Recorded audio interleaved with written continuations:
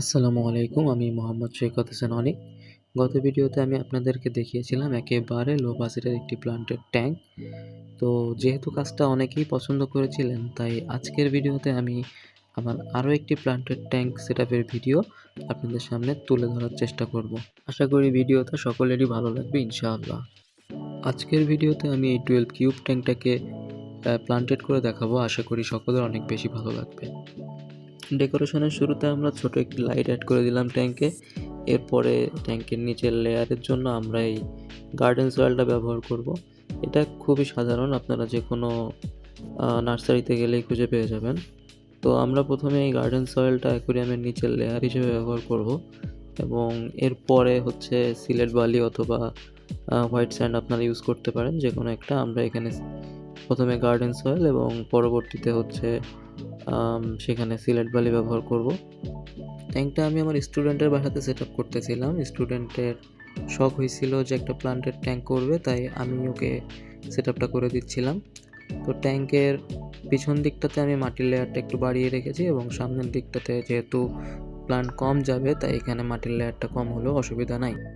আমি এই পর্যায়ে মাটিটা আসলে লেভেল করতেছিলাম এবং মাটিটা চেপে দিচ্ছিলাম, কারণ মাটির মধ্যে যদি কোনো গ্যাস থেকে যায় ওটা আসলে প্লান্টের ট্যাঙ্কের জন্য একটু সমস্যার কারণ হয়ে দাঁড়ায়। মাটিতে লেভেল করার পর আমি এখানে রুট ট্যাপস দিয়ে দিচ্ছিলাম। এটা আপনারা যে কোনো অ্যাকুরিয়ামের দোকানে খুঁজে পেয়ে যাবেন। তো যেহেতু আমাদের ট্যাঙ্কটা অনেক ছোট, তাই আমরা 3 থেকে 4টা ইউজ করতেছিলাম। তো এটা দিলে আসলে সুবিধা হলো যে প্লান্টের গ্রোথটা একটু ভালো হয় এবং দ্রুত শিকড় গজায়। এতে করে প্লান্টটা একটু দেখতে সুন্দর হয় এবং খুব দ্রুত ট্যাঙ্কের লুক চেঞ্জ হয়ে যায়। এই জন্য আমরা আসলে এটা ইউজ করতেছিলাম। শুরুতেই বলেছিলাম যে আমরা মাটির উপরে বালির লেয়ার দিব। তো এখানে আমরা ধুয়ে রাখা সিলেট বালি এবং হোয়াইট স্যান্ডের একটা মিক্স ইউজ করতেছিলাম। আস্তে আস্তে লেভেল করে দিচ্ছিলাম যাতে কোনো জায়গা থেকে কোনো ফাঁক ফোকর থেকে না যায়, থাকলে আবার পরবর্তীতে মাটি লিক করে পানিটা নোংরা হতে পারে। এই জন্য অল্প অল্প করে সব কর্নারটা ঠিক করে দিচ্ছিলাম। প্লান্টেড ট্যাঙ্কে আসলে মাছের হাইডিং স্পট খুব একটা দরকার হয় না, তবে যদি সামান্য স্কেপিং করা যায় তাহলে প্লান্টেড ট্যাঙ্কটা একটু দেখতে সুন্দর লাগে। তা আমাদের আসলে তেমন কোনো মাথায় প্ল্যান আসতেছিল না যে আমরা কীভাবে স্কেপিং করব। এজন্য আসলে ওর বাড়িতে যে পাথরগুলো ছিল, সেই পাথরগুলোকে দিয়ে আমরা টুকটাক একটা স্কেপিং করতেছিলাম। আমার মাথায় কোনো ডিজাইনই আসতেছিল না, ওর মাথায়ও আসতেছিল না, তাই আমরা কোনো রকম আর কি পাথরগুলো বসায় দেখতেছিলাম যে আসলে দেখতে কেমন লাগে।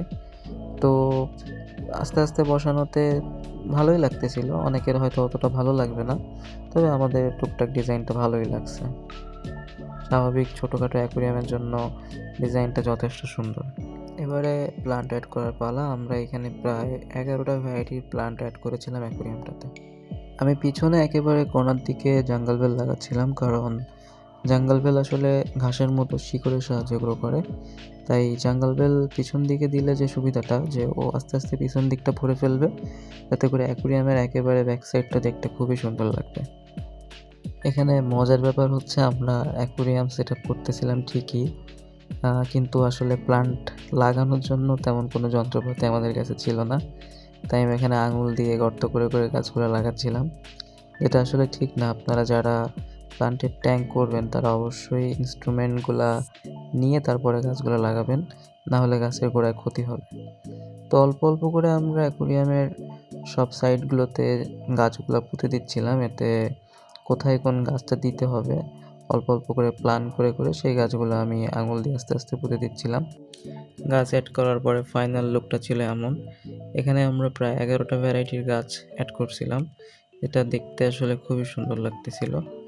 তো গাছ লাগানোর পর এবার অ্যাকুরিয়ামে পানি দেওয়ার পালা, যেটা সবথেকে কঠিন কাজ।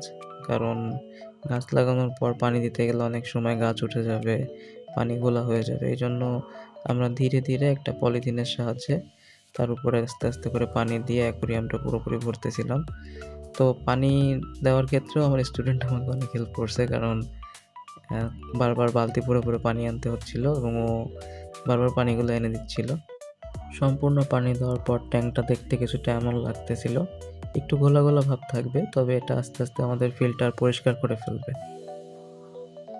5 দিন পরে আমাদের অ্যাকুরিয়ামটা দেখতে এমন সুন্দর হয়েছে, মাশাআল্লাহ। দেখতে ছবির মতোই সুন্দর। এখানে প্রত্যেকটা প্লান্ট খুব সুন্দরভাবে কালার প্লাস গ্রোথ দেখাচ্ছিল, যেটা দেখতে আসলে খুব ভালো লাগতেছিল। আশা করি আপনাদেরও অনেক বেশি ভালো লেগেছে। যেহেতু একেবারে লো বাজেট ট্যাঙ্ক সেটআপ করি আমি, আপনাদের ইনশাল্লাহ ভিডিওগুলো অনেক ভালো লাগবে। আর আপনারা যদি এরকম আরও অনেক ভিডিও পেতে চান তাহলে আমার চ্যানেলটা অবশ্যই সাবস্ক্রাইব করবেন আর পাশে থাকা বেল আইকনটাও বাজিয়ে দিবেন যাতে কোনো ভিডিও মিস না হয়। আর যদি এই ভিডিওটা ভালো লেগে থাকে আপনাদের গুরুত্বপূর্ণ মতামতগুলো আপনারা শেয়ার করবেন, ভালো না লাগলেও শেয়ার করবেন, কোনো ভুল ত্রুটি থাকলে আপনারা ধরিয়ে দিবেন ইনশাল্লাহ। যেহেতু আমি প্রফেশনাল না, তাই আমার ভুল ত্রুটি থাকাটা খুব স্বাভাবিক। তো আজকের মতো ভিডিওটা এখানেই শেষ করতেছি। আপনাদের সকলকে পরবর্তী ভিডিও দেখার আমন্ত্রণ জানিয়ে বিদায় নিচ্ছি এবং আপনাদের সকলকে আসসালামু আলাইকুম।